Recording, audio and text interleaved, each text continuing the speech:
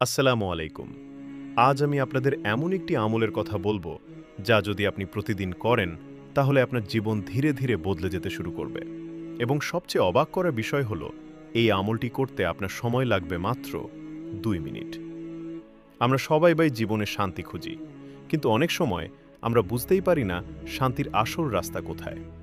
অনেকে টাকা খোঁজে, অনেকে ভালোবাসা খোঁজে, কিন্তু প্রকৃত শান্তি শুধুমাত্র আল্লাহর স্মরণেই পাওয়া যায়। আল্লাহ তাআলা পবিত্র কোরআনে বলেছেন, নিশ্চয়ই আল্লাহর স্মরণেই হৃদয়ের প্রশান্তি আসে। এখন প্রশ্ন হলো, আমরা কিভাবে আল্লাহকে স্মরণ করব? খুব সহজ।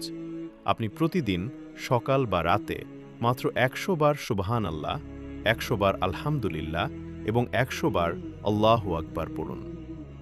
হয়তো আপনি ভাবছেন, এটা এত সহজ, এতে কি সত্যিই কিছু পরিবর্তন হবে? হ্যাঁ, হবে। কারণ এই ছোট ছোট আমলই আল্লাহর কাছে সবচেয়ে প্রিয়। আপনি যখন এই জিকিরগুলো পড়বেন, আপনার মন ধীরে ধীরে শান্ত হয়ে যাবে। আপনার দুশ্চিন্তা কমে যাবে এবং আপনি ভিতর থেকে একটা অদ্ভুত প্রশান্তি অনুভব করবেন। আর সবচেয়ে বড় কথা, এই আমল আপনাকে আল্লাহর কাছে আরও কাছাকাছি নিয়ে যাবে। আমরা অনেক সময় বড় বড় কাজ করার চিন্তা করি, কিন্তু ছোট আমলগুলোকে অবহেলা করি।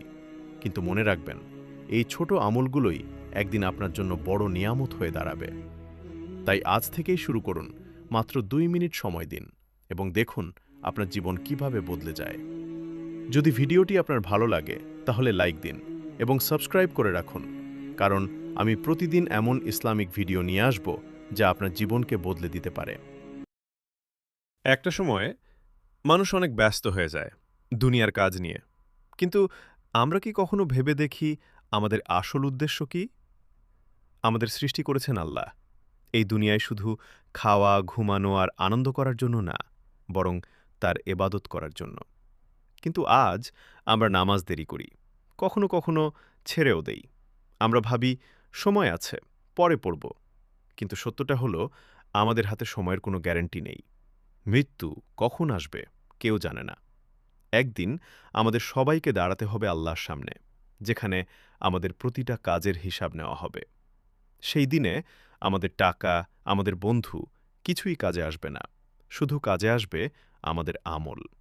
তাই আজ থেকেই নিজেকে বদলাও, ৫ ওয়াক্ত নামাজ শুরু করো, আল্লাহর কাছে ক্ষমা চাও, কারণ আল্লাহ সবচেয়ে বেশি দয়ালু। তিনি বলেন, তোমরা আমার কাছে ফিরে আসো, আমি তোমাদের ক্ষমা করে দিব। তাই দেরি করো না, হয়তো আজকের রাতটাই আমাদের জীবনের শেষ রাত। আল্লাহ আমাদের সবাইকে সঠিক পথে চলার তৌফিক দান করুন। আমিন।